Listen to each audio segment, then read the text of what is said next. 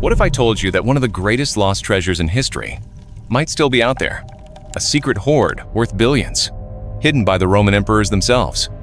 It sounds like a movie plot, but there are whispers in ancient texts of a legendary imperial fortune, a treasure so huge it had to be concealed to keep it out of enemy hands. For centuries, most people have written this off as just a myth. But what if the clues are real? What if they're hidden in the ashes of a mad emperor's palace, or buried somewhere in the chaos of the empire's final days? This isn't just a story about gold. It's a hunt for a legendary fortune that could rewrite history, the wealth of the most powerful civilization the world had ever known. So join the hunt as we follow the clues from the heart of Rome to the very edge of the empire, searching for the billion-dollar hoard the emperors tried to hide. Before we can hunt for a treasure, we have to understand why you'd even create one. Why would the most powerful men on earth, rulers of an empire stretching from Britain to Egypt, need to hide their money? Well, the answer lies in what it was actually like to be the emperor. It was a gilded cage, magnificent on the outside, but filled with constant, terrifying instability. You see, the Roman state had its official treasury, the aerarium, which was for public expenses. But as the Republic became the empire, a new private treasury popped up, the fiscus. This was the emperor's personal piggy bank, overflowing with the spoils of war and taxes from conquered lands. This is the pot of gold that became the stuff of legend. A fund so enormous it could pay for armies, build cities, and make sure an emperor stayed in power. The first emperor, Augustus, really set the bar for this. He actually left behind a list of his accomplishments, the Res Gestae Divi Augusti, and the numbers are just staggering. He boasts about spending 600 million silver denarii of his own money on public works. He details massive cash handouts to the people, land grants for over 300,000 soldiers, and building tons of temples. He even started a military retirement fund, the Aerarium Militare, by kicking in 170 million sesterces from his own pocket. This wasn't just him being generous, it was a power move, showing everyone that his personal wealth was the wealth of the empire. But having that much cash created its own problems. The empire was almost always at war, from Germanic tribes on the Rhine and Danube frontiers to the constant threat from the Parthian Empire in the east. The Roman peace was anything but peaceful. A major military defeat wasn't just about losing territory. It meant an enemy army could potentially march on Rome itself. The idea of a barbarian horde sacking the city and stealing its treasures was the ultimate Roman nightmare. And it wasn't just enemies outside the gates. Internal stability was a joke. The Praetorian Guard, the emperor's own bodyguards, were notorious kingmakers and assassins. Plots in the Senate were a constant worry. In a world where your best friend could become your deadliest rival overnight, an emperor needed a secret stash, a financial lifeline nobody else knew about. It could be used to fund a private army, bribe your way out of trouble, or just get you out of town if it all went wrong. This constant gnawing anxiety, the fear of invasion from outside and betrayal from within, is the reason the legend of a secret hoard even exists. The emperors knew their golden age wouldn't last forever. They knew their money was a target, and so, the story goes, they started to prepare. They started to hide a piece of the imperial fortune, creating an emergency fund of last resort. And our first big clue is buried in the ruins of a palace built by Rome's most infamous emperor. Every great treasure hunt needs a map, and our story starts not with parchment, but with fire, scandal, and unbelievable luxury. Our first person of interest is Emperor Nero, a name that's basically synonymous with crazy excess. His story provides the foundational legend for this whole hidden treasure theory. In 64 CE, the Great Fire of Rome destroyed huge chunks of the city. In the aftermath, Nero grabbed a massive piece of the devastated land for himself. On it, he started building a palace. So over the top, it was called the Domus Aurea, or Golden House. This thing was less of a house and more of a private city, with man-made lakes, revolving dining rooms that showered guests with perfume, and walls covered in gold and precious gems. The cost was astronomical, and it fueled rumors that Nero was bankrupting the empire for his own fun. But it also started another, quieter rumor, that deep inside this maze of a palace, Nero had built secret vaults. These weren't for showing off. The gossip was that they were underground chambers where he could stash a personal reserve of gold, jewels, and priceless artifacts, safe from the Senate and secure if a coup ever happened. After Nero's suicide, his successors wanted to distance themselves from his terrible reputation, so they tore the Golden House down, filled it with dirt, and built over it. The Colosseum stands on the site of Nero's artificial lake. For centuries, the palace was lost, but the whispers of its hidden vaults never went away. And what's incredible is that modern archaeology suggests there might be something to the legends. As recently as 2019, archaeologists doing restoration work found an opening in a wall. Using flashlights, they peered into a previously unknown room. They nicknamed the Sala della Sphinx, or Room of the Sphinx, covered in stunning frescoes of panthers and centaurs. Now, to be clear, they didn't find a treasure vault, but the discovery proves that huge parts of this palace are still hidden under modern Rome. And it makes you wonder, if a whole decorated room could be lost, what else might be down there? Could the legendary treasure vaults actually exist? While most of Nero's wealth was probably looted after his death, the idea that he might have hidden some of it became a powerful story for later emperors. But Nero's palace is just one clue. To get a sense of the kind of treasure that could go missing, we have to look at a much older story: the legendary Gold of Tolosa. This tale proves that a massive, state-level treasure could just vanish. The story starts in 106 BC. The Roman proconsul Quintus Servilius Capio was in southern Gaul, near modern-day Toulouse, France, where he seized a massive treasure from a local tribe. Ancient sources claim it was something like 100,000 pounds of gold and 110,000 pounds of silver. This treasure was said to be cursed, supposedly plundered by Gauls from the sacred Greek sanctuary of Delphi centuries before. Capio was ordered to send the fortune to Rome. But somewhere on the road to the port of Massilia, the entire convoy was ambushed.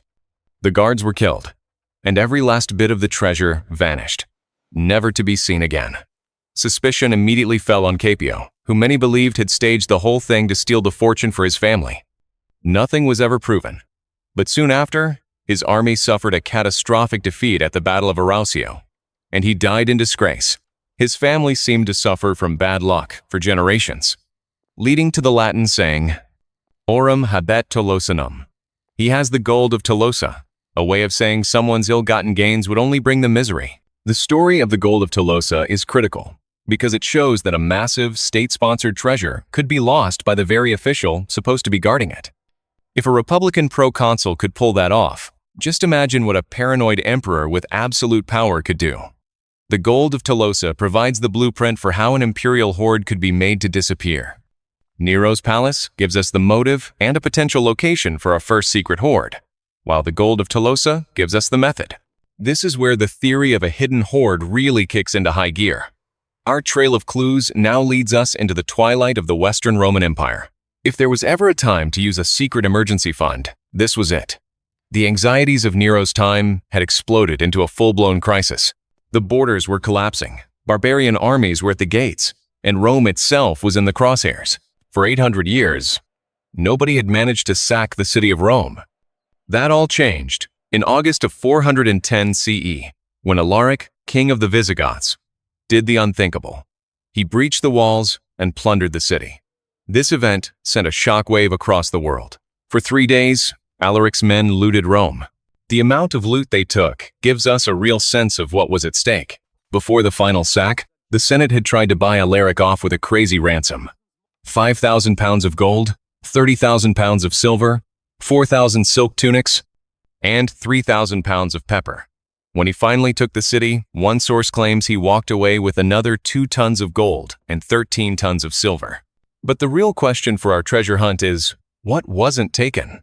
It's hard to believe the emperors, knowing this day might come, would have left the entire imperial treasury sitting out in the open. The sack of 410 CE is the most compelling motive yet for a large-scale hiding of treasure. The emperor at the time, Honorius, had already moved his court to the safer city of Ravenna. It's highly probable that a good chunk of the most valuable state treasures were moved with him, or, even more excitingly, moved to a completely different, secret spot. The legend of Alaric's own treasure just adds another layer to this mystery. After sacking Rome, Alaric died suddenly later that year. The story goes that his followers diverted a river in southern Italy, buried him with his share of the Roman loot, and then killed the slaves who did the work to keep the location secret forever. To this day, despite many searches, Alaric's treasure has never been found. It's a lost treasure, born from another lost treasure. If that wasn't enough, just 45 years later, in 455 CE, Rome fell again. This time to the Vandals, led by their king Gaiseric. This sack was even more methodical. The Visigoths plundered for 3 days. The Vandals looted for 14. They stripped palaces and temples, taking so much gold, silver, and jewels that they even tore the gilded bronze roof tiles off the Temple of Jupiter Optimus Maximus. Their senseless destruction gave us the modern word, vandalism. The historian Procopius makes a startling claim. Among the treasures Gaiseric took were the sacred items from the temple in Jerusalem, including the menorah, that the Romans had looted centuries earlier. Though whether those artifacts were actually still in Rome by then is a hot debate among historians today. Still, the core imperial regalia, the sacred symbols of power, aren't clearly accounted for. This is the heart of the final mystery.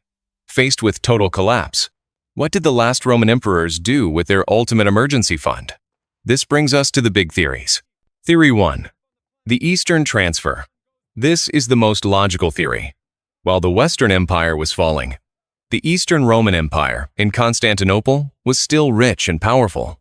It's plausible that the last Western emperors secretly shipped the most valuable state assets, not just gold, but the sacred symbols of power to their Eastern counterparts for safekeeping. If so, the hoard wasn't lost. It was just absorbed into the Byzantine treasury, its origins deliberately hidden. Theory 2. The final hiding place. This is the most romantic theory. In the final chaotic years, the last emperor or a top official enacted the ultimate contingency plan. The treasure was taken to a secret, heavily fortified spot, a remote villa, a mountain fortress in the Alps, or maybe even buried right under the invaders' noses in Rome itself. The goal was permanent concealment, hoping a future Roman generation could one day reclaim it. Now, recent discoveries of Roman hoards across Europe show that burying wealth was incredibly common. Finds in places like Germany and the Netherlands are uncovering troves of coins and silver. These finds aren't part of some single giant imperial hoard, but they prove that if a single officer could bury a fortune, what might a desperate emperor bury? Theory 3. It's all a myth. Finally, we have to consider that a single, centralized hoard never existed. Maybe the treasure was just the collective wealth of the Roman elite, which was stolen, spent, or hidden in thousands of smaller caches over the centuries. In this view, the Great Imperial Hoard is a legend born from the trauma of collapse, a story to cope with the unbelievable loss of Roman power. So, where does that leave us? We're at a crossroads of history, myth, and archaeological possibility. We started with the whispers of a secret, born from the paranoia of emperors like Nero. We followed the trail through historical precedents, like the cursed gold of Tolosa, which showed a fortune could be deliberately vanished. And we ended in the fire and chaos of Rome's final days, where the sacks by Visigoths and Vandals provided the ultimate motive to hide a treasure for good. The theories diverge: a transfer to Constantinople, a final burial, or the slow bleeding out of an empire's wealth. The truth is, we don't know for sure. The Roman Empire was great at keeping secrets, and this might have been its biggest one. But the fact that we don't have a final answer is what makes this so fascinating. We know that burying treasure was a common Roman practice, and major hoards are still being discovered today, rewriting what we know about the Roman world.